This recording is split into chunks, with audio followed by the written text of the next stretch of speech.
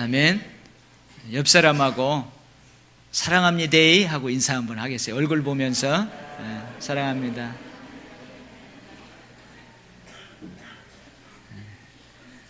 근데 죄송한 말씀이지만 솔직히 제가 여러분을 사랑하면 얼마나 사랑하겠어요. 그죠? 내가 옆 사람을 사랑하면 얼마나 사랑하겠어요. 죄송한 말씀이지만. 그러나 하나님은 여러분을 진짜 사랑하시는 줄 믿습니다. 저는 여러분들이 늘 평안 가운데에 더 풍성한 삶을 살기를 늘 축복하고 또 그것을 원해요. 내가 그것을 원하면 얼마나 원하겠어요. 근데 하나님께서는 여러분들이 진짜 좀 더 풍성한 삶을 살기를 원하고 늘 행복한 삶을 살기를 원하시는 줄 믿습니다. 그래요. 진짜 그래요. 크리스마스의 계절 12월이 이제 다가왔습니다. 여러분 아직 메리 크리스마스라는 인사 안 해보셨죠? 한번 옆 사람하고 해봐요. 제일 먼저 한번 해봅시다. 메리 크리스마스. 할렐루야. 올해 성탄절은 몇 월이래요? 화요일이랍니다.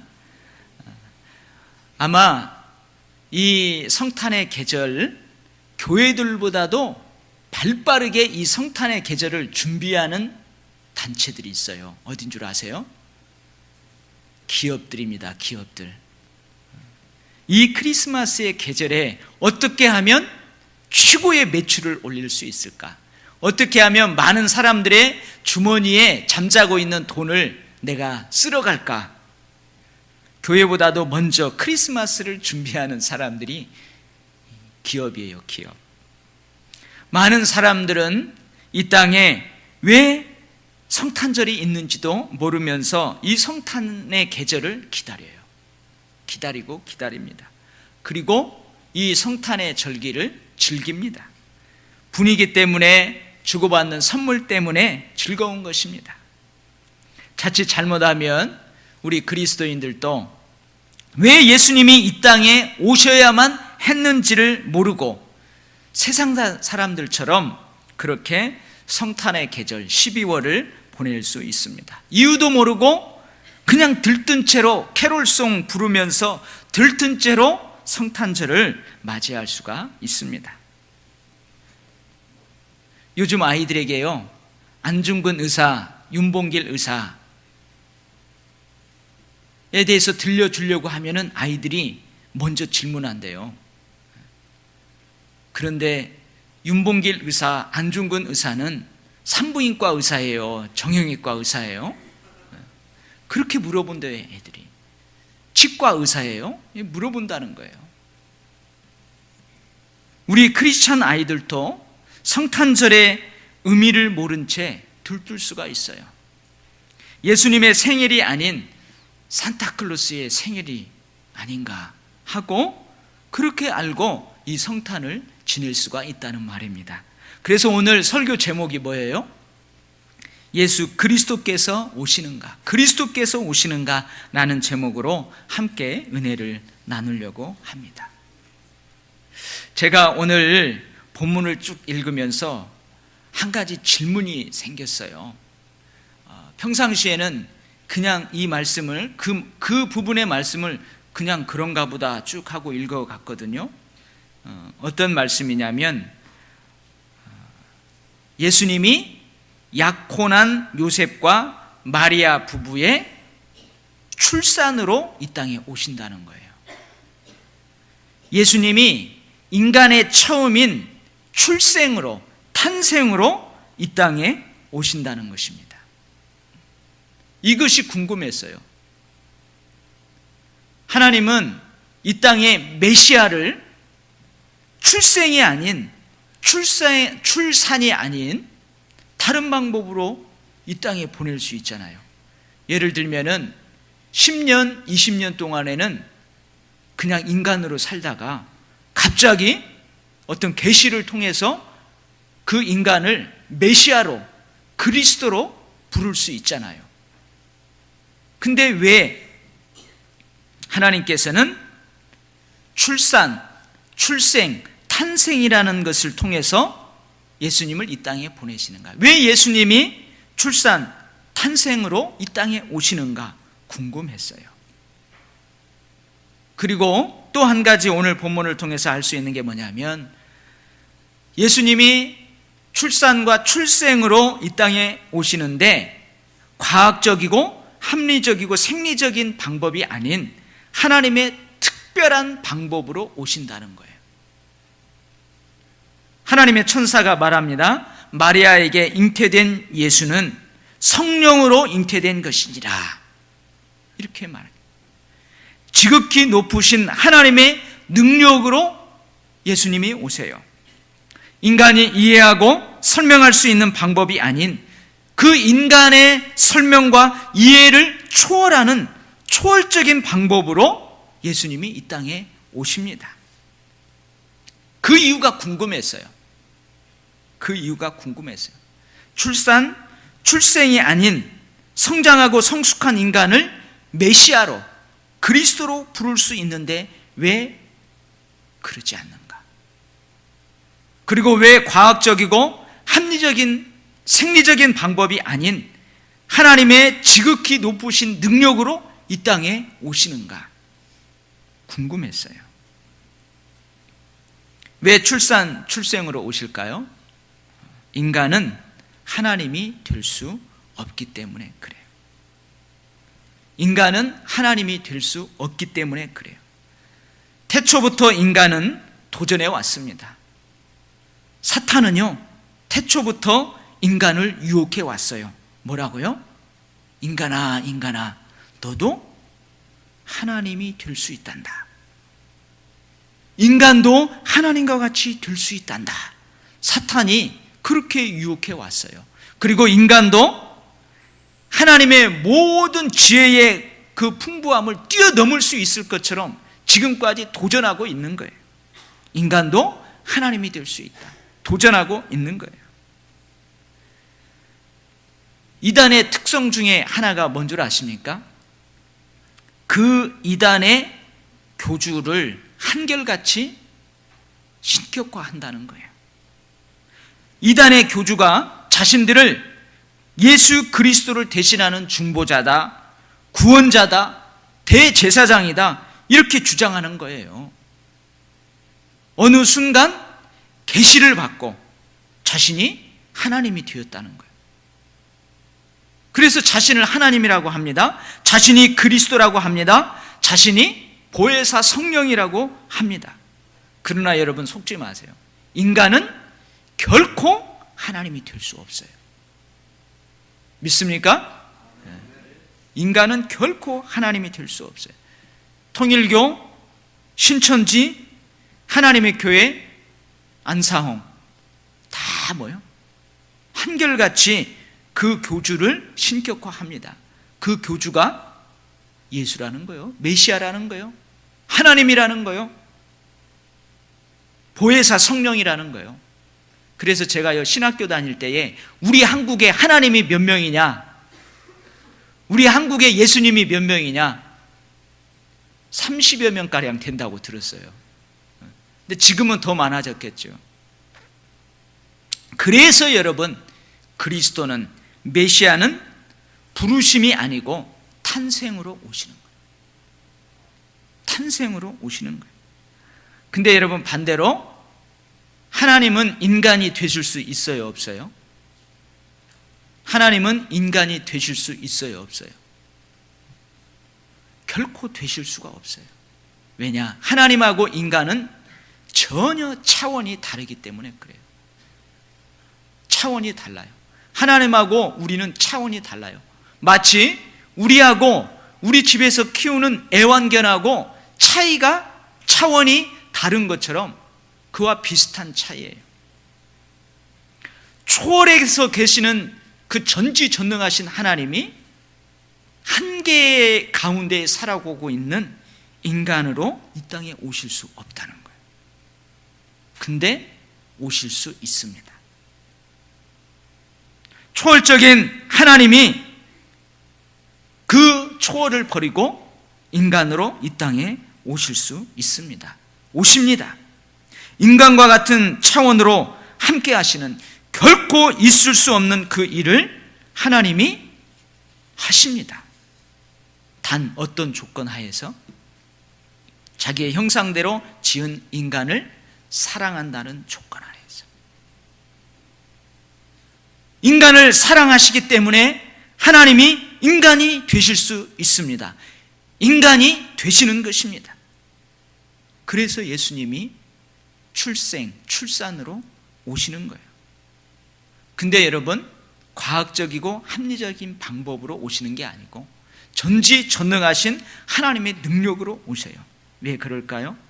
죄값을 치러야 할 인간으로 오셔야만 합니다, 주님이. 그래서 출생으로 오시는 거예요. 동시에 죄값을 대신 치루어 주어야 할 하나님으로 오셔야 합니다. 그래서 지극히 높으신 하나님의 능력, 초월적인 방법인 성령의 잉태하심으로 오시는 것입니다. 여러분, 그래서 이런 말 많이 들었잖아요. 예수님에게는 인성과 신성이 동시에 공존한다. 예수님은 완전한 인간이면서 예수님은 완전한 하나님이시다. 그 말이 예수님은 인성과 신성을 동시에 소유하신 분이다, 그런 의미. 탄생하는 예수님이 인성과 신성을 동시에 소유한다는 것은요, 어떤 의미가 있느냐면 인간을 향한 하나님의 크신 사랑이다, 이렇게 바꿀 수 있어요. 여러분 생각해 보세요. 전지전능하신 하나님, 이 우주를 초월해 계시는 하나님, 그 하나님이 인간으로 이 땅에 오시는 거예요. 어찌 이 일이 있을 수 있어요? 인간이 하나님이 될 수 없다는 것처럼 하나님은 인간이 되실 수 없어요. 근데 왜 하나님이 인간이 되십니까? 그것은 우리를 향한 사랑 때문에 그래요.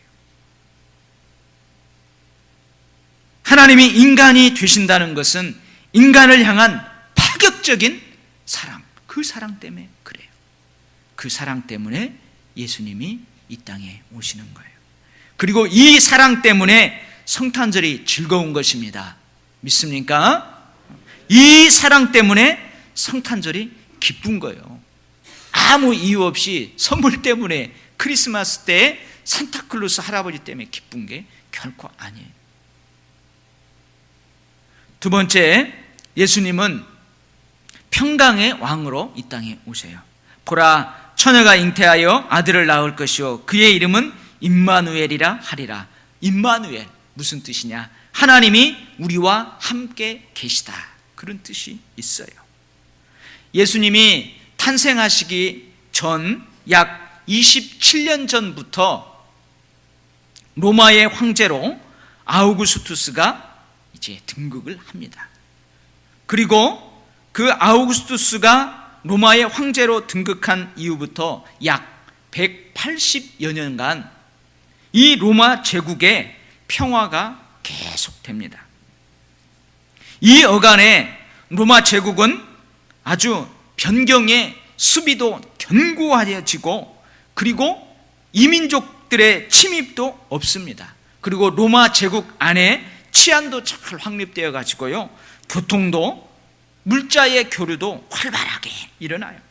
그래서 로마 제국 내의 각지에서 도시가 막 번성하게 되고 전 로마 국민들은 평화를 누립니다. 이것을 뭐라고 하느냐? 여러분도 들어봤어요. 팍스 로마나라고 해요. 로마의 평화. 그런데 여러분, 예수님은 이 팍스 로마나, 로마의 평화를 넘어서 이 땅에 평강의 왕으로 오십니다. 이 팍스 로마나, 로마의 평화는요, 로마 제국의 지배 계급들에게는 태평성대였지만 로마 제국의 지배를 받던 식민지인들에게는 로마의 평화를 유지하기 위한 로마의 폭력과 착취로 고통받는 시대였다는 거예요. 식민지인들에게는 로마의 평화는 강대국의 폭력에 의한 가짜 평화였다는 거예요. 그래서 여러분, 사실 예수님을 따르는 일부 제자들이 평강의 왕이신 예수님의 평화를 로마의 평화와 같은 그 종류로 오해해요. 그래서 예수님을 뭘로 보는 거예요? 정치적 메시아로 기대합니다. 근데 그 정치적 메시아의 기대가 무너지니까 예수님을 다 버리고 떠나버리는 거예요. 마태복음은 예수님의 오심과 그의 사역을 통해서 이사야 9장에 예언된 말씀이 성취되었다, 이렇게 기록을 하고 있어요. 한 아기가 우리에게 낳고 한 아들을 우리에게 주신 바 되었는데 그의 어깨에는 정사를 메었고 그의 이름은 기묘라 모사라 전능하신 하나님이라 영존하시는 아버지라 평강의 왕이라 할 것임이니라. 예수님이 평강의 왕으로 이 땅에 오셔서 고통, 멸시, 무겁게 맨 멍에, 어깨에 채찍, 압제자들의 막대기를 꺾으시고 흑암에 행하던 백성들을 큰 빛으로 인도하시고 사망의 그늘질 땅에 거두하던 많은 백성들을 빛으로 인도하시고 그들을 영화롭게 하시는 평강의 왕으로 오셨어요. 그래서 예수님이 공생애를 사시면서 이렇게 제자들에게 말씀하세요. 평안을 너희에게 끼치노니 곧 나의 평안을 너희에게 주노라. 내가 너희에게 주는 것은 세상이 주는 것과 같이 아니하니라. 너희는 마음에 근심하지도 말고 두려워하지도 말라. 평강의 왕으로 오시는데 그 주님이 평강의 왕이 이 땅에 주시는 그 평화는 팍스 로마나하고는 전혀 다른 힘의 논리에 의한 세상적인 평안이 아닙니다. 그래서 주님께서 주시는 평안은 세상이 주는 것과 같지 않습니다. 여러분 한번 생각해 보세요. 세상에서요, 힘이 있는 사람이 가난한 자에게 해주면 얼마나 해주겠어요? 세상에 힘이 있는 그 사람들이 포로된 자를 자유케 해주겠습니까? 눈먼 자에게 보게 해주겠습니까? 눌려있는 자에게 기쁨의 소식을, 은혜를 주겠느냐 이 말입니다. 세상의 힘의 논리에 의하면 결코 이러지 못한다는 거예요. 그런데 예수님이 가져오는 평안은, 기쁜 소식은 힘의 논리가 아닌 사랑의 논리로 세상과는 전혀 다른 평안을 가지고 평강의 왕으로 이 땅에 오십니다. 예수님은 힘이 있지만 힘 있는 자로 이 땅에 오시지 않아요. 사랑의 힘을 가지고 이 땅에 오시는 것입니다. 그래서 여러분, 우리가 이 성탄의 계절을 기뻐하는 거예요. 즐거워하는 거예요. 가난해도 나약해도 가진 것이 없어도 내 마음에 주님이 오시기 때문에 그래서 기쁜 거예요. 그래서 즐거운 거예요. 네, 잠깐만요. 권사님 많이 편찮으세요? 그러면 권사님 잠깐 여보 조금 저기 유아부실 따뜻한 데로 좀 모시세요. 얼굴이 좀 창백하신 것 같네요. 좀 물이랑 좀 떠다 드리고.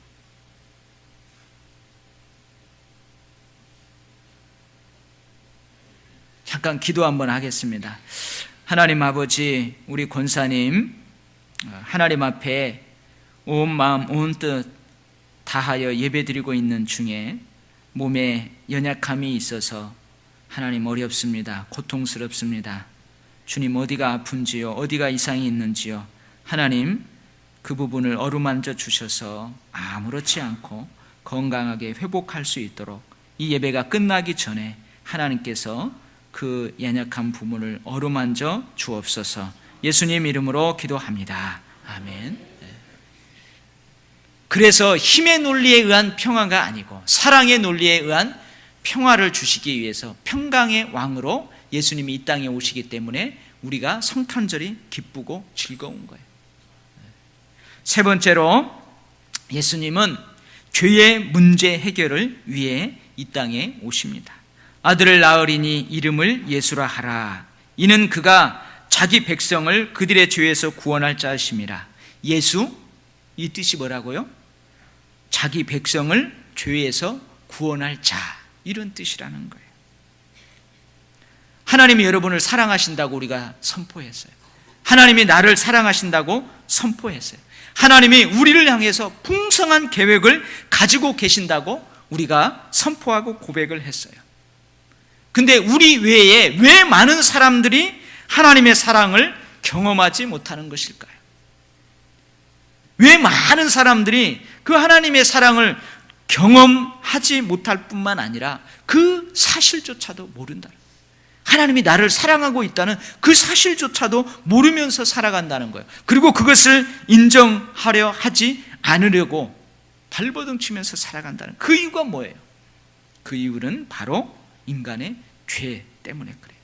그래서 성경은 말합니다. 모든 인간이 죄를 지었다. 그래서 죄인이 모든 인간은 죽는다. 즉 죄의 싹은 사망이다. 이렇게 기록하고 있는 거예요.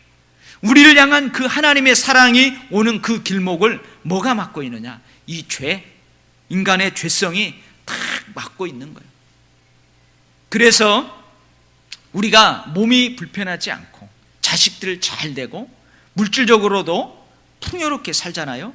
그러면 많은 사람들은 하나님에 대해서 관심을 갖지 않아요. 근데 자기가 혹 고통을 당하고 원치 않는 여러 가지 어려움들을 겪잖아요. 그러면 그 사람들은 하나님을 원망합니다. 이게 바로 죄성이라는 거예요.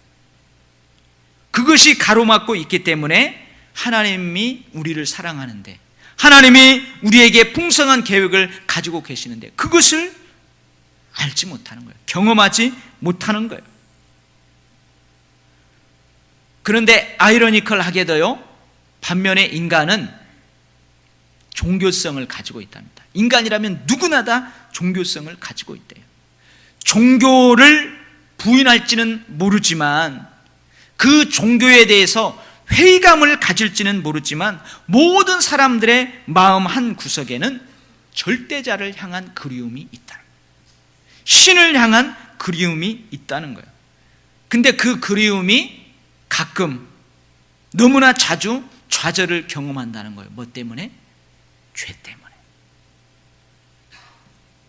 이와 같이 죄의 문제는요, 우리에게 근본적인 문제예요. 가장 큰 문제예요. 그러면서도 인간이 결코 이 죄의 문제를 해결할 수 없다는 것이 큰 좌절이에요. 이 막힌담인 죄성, 죄는 하나님만이 해결할 수 있기 때문에 또한 희망이 있습니다. 그래서 하나님께서는 이 막힌담을 버리시기로 작정했어요. 하나님이 헐어버리기로 작정했어요. 인간들이 헐어보지 못하는 것을 하나님이 헐어버리겠다고 작정을 하셨어요. 그게 바로 이 땅에 예수님이 오시는 사건이에요. 그래서 예수님이 이 땅에 오시는 사건은요, 우리를 향한 하나님의 사랑입니다.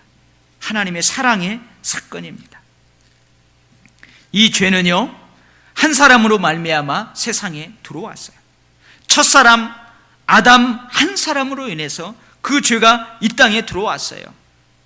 이 땅에 들어온 죄로 말미암아 사망이 모든 사람들에게 주어졌어요. 그런데 하나님은 예수 그리스도 한 사람만을 통해서 이 죄의 문제를 해결하시고자 하십니다. 그러나 이 은사는 그 범죄에 같지 아니하니 곧 한 사람의 범죄를 인하여 많은 사람이 죽었은즉 더욱 하나님의 은혜와 또한 한 사람 예수 그리스도의 은혜로 말미암아 선물은 많은 사람에게 넘쳤느니라. 한 사람으로 인하여 죄가, 사망이 왕노릇했어요. 그런데 한 분 예수 그리스도로 말미암아 그것을 끝내버리고 은혜와 의롭게 되는 그 선물이 모든 사람들에게 흘러가는 것입니다. 한 사람이 불순종함으로 그 죄가 이 땅에 들어왔어요. 근데 한 사람이 순종함으로 많은 사람이 의인이 되는 것입니다. 마태복음 21장 33절 이하에 보면은요, 예수님이 비유를 주세요. 근데 어떤 비유가 있냐면, 한 주인이 있었습니다. 큰 그 농장을 가지고 있는 주인이 있었어요. 근데 이 주인이 잠시 타국에 떠나 있어야 되었어요. 오랫동안 타국에 떠나 있어야 되었어요. 그래서 그 땅이 있는 그 지역의 농부들에게 그 땅을 맡겨주었어요. 임대를 해준 거예요. 그래서 추수 때가 되면은 임대료를 일부분 내고 나머지는 농부들이 가지는 거예요. 그래서 외국에 있는 주인이 추수 때가 되어서 자기 집에 하인을 보냅니다. 근데 이상한 일이 일어났어요. 그 하인들이 임대료를 받으러 왔는데 그 임대에서 농사를 지었던 농부들이 야, 우리 저 종을 죽여버리자. 그러면 우리 임대료 안 내도 돼 하고 죽여버렸어요. 주인이 이것을 알아챘습니다. 아, 그래? 그러면 내가 또 다른 신실한 종을 보내야 되겠구나 하고 또 종을 보내요. 근데 또 그 농부들이 종을 죽입니다. 여러 차례 보내지만 그 농부들이 여러 차례 종을 죽여요. 그러자 그 타국에 있는 주인이 이렇게 생각합니다. 아, 내가 종들을 보내서 업신여기나 그렇다면 내 아들을 보내리라. 내 아들을 보내면 저들이 무시하지 않을 것이다. 잘 좋게 대할 것이다. 그래서 아들을 보내요. 근데 그 농부들이 아들도 죽여버립니다. 예수님이 이러한 비유를 이야기합니다. 그렇습니다. 하나님은 이 죄의 문제를 해결하시려고 많은 선지자들을 세워서 외쳤어요. 돌아오라, 돌아오라. 그러나 그 선지자들도 해결하지 못했습니다. 결국은 아들이 이 땅에 와서 대신 죽고 모든 문제를 해결하는 것입니다. 이게 바로 아들이 이 땅에 와야만 하는 이유인 것입니다. 히브리서는요, 예수님이 이 땅에 와서 죄의 문제를 해결하는 그 사건을 구약의 제사, 구약의 대제사장, 속죄제사와 속죄제물을 비유로 해서 기록을 하고 있습니다. 구약의 대제사장들은, 구약의 제사장들은 그 속죄제사를 통해서 이스라엘 백성들에게 사죄를 선포합니다. 이스라엘 백성들은 반드시 성소에 와서 그 속죄의 제물을 드리고 제사장으로부터 죄사함을 받아노라, 그 선언을 받아야 용서를 받을 수가 있어요. 죄사함을 받을 수가 있었어요. 근데 여러분, 네 죄를 사하노라 선포하는 제사장들도 죄인입니다. 그래서 1년 1차 자기들의 죄를 속죄하기 위해서 피 흘림의 제사를 가지고 성소에 들어가야만 되었습니다. 그러나 예수님은 염소와 송아지의 피로 하지 아니하고 여러 번 자주 고난을 당하고 여러 번 자주 목숨을 내놓는 게 아니고 영원한 속죄를 단번에 성소에 들어가서 이루셨어요. 이게 바로 예수님이 이 땅에 와서 죄의 문제를 해결하시는 것입니다. 이것을 위해서 예수님이 이 땅에 오신 것입니다. 그래서 예수님도 공생의 기간 동안에 이렇게 말씀하십니다. 인자가 온 것은 섬김을 받으려 함이 아니라 도리어 섬기려 하고 자기 목숨을 많은 사람의 대속물로 주려 함이라. 대속물이 뭡니까? 죄를 내가 대신 지고 죄값을 내가 대신 치러주고 그 사람의 죄의 문제를 해결해 주는 거예요. 사망의 문제를 해결해 주는 거예요. 그게 바로 대속물입니다. 죄의 싹은 사망입니다. 모든 인간은 예외 없이 다 죽습니다. 이 법은 하나님이 정해놓으셨어요. 이 법은 결코 취소될 수도 없고 변경될 수도 없습니다. 그래서 하나님은 하나님이 정해놓은 법을 어기지 않고 인간을 영원한 죽음으로부터 구원할 수 있는 방법을 모색해야만 했습니다. 이 방법이 바로 성탄입니다. 하나님이 이 땅에 직접 와서 죄를 치러야 될 인간이 되시고 또 죄를 대신 치러줘야만 될 하나님이 되시는 거예요. 여기에 또한 우리 인간을 향한 하나님의 사랑이 있습니다. 그래서 우리가요, 이 성탄을 기뻐하고 즐거워하는 것은 이 하나님의 사랑 때문에 그래요. 아멘. 출산으로 하나님이 인간이 되어서 이 땅에 오시는 그 하나님의 사랑 때문에 우리가 성탄을 기뻐하고 즐거워하는 거예요. 힘의 논리가 아닌, 세상에 주는 평강이 아닌 사랑의 논리. 아무리 가난한 자도, 아무리 값을 지불할 수 없는 자도 그 평강의 왕만 왕으로 모셔드리면 그 평안을 누릴 수 있는 그 사랑으로 이 땅에 주님이 오시기에 우리가 성탄을 기뻐하고 즐거워하는 거예요. 우리가 하나님의 사랑을 체험하고 싶어도 자꾸 좌절을 경험케 하는 그 죄의 문제를 영원히 단번에 해결하기 위해서 이 땅에 예수님이 오시는 거예요. 그래서 우리가 이 성탄 계절에 기쁘고 즐거운 거예요. 이 성탄의 계절에 얼굴이 찌그러져 있다, 이 의미를 모르는 거예요. 여러분, 이 성탄의 계절에 이 하나님의 사랑 때문에 기뻐하시기를 주의 이름으로 축원합니다. 그리고요, 많은 사람들이 뭣도 모르고 기쁘고 즐거워하는 거예요. 분위기 때문에 즐거워하는 거예요. 주고받는 선물 때문에 즐거워하는 거예요. 그런 사람들에게 우리가 진정한 기쁨의 의미를 알려주어야 될 줄 믿습니다. 여러분, 세상 사람들도 이 성탄의 계절에 기쁘고 즐거워해요. 그들의 얼굴도 활짝 폈어요. 우리 그리스도인들도 이 성탄의 계절에 기쁘고 즐거워요. 얼굴이 활짝 폈어요. 그러나 이 사람들의 활짝 핀 얼굴과 우리 그리스도인들의 활짝 핀 얼굴은 분명 다릅니다. 어떤 때요? 성탄의 진정한 의미를 알고 기뻐한다면 똑같이 기뻐하고 즐거워하지만 우리는 한 단계 높은 수준의 기쁨과 즐거움의 계절이 될 줄 믿습니다. 이제 예수님의 성탄을 기다리는 12월 첫 주일이에요. 여러분들이 오늘 이 말씀 꼭 가슴에 담고 늘 수준 높은 기쁨과 즐거움의 삶을 이 12월 한 달 내내, 아니 평생 그렇게 살아가시기를 주의 이름으로 축원합니다. 아멘. 기도하겠습니다. 하나님 아버지, 감사합니다. 혹 이 자리에 예배드리는 주의 사랑하는 백성들 가운데 이 성탄의 진정한 의미를 몰랐다면 이제 이 말씀을 통하여 깨닫게 하신 줄 믿습니다. 매년마다 기쁘고 즐거웠지만 새롭게 깨달은 이 성탄의 의미를 이제 알았사오니 더 수준 높은 기쁨의 삶이 12월 한 달 내내 이어질 수 있도록 축복하여 주시옵소서.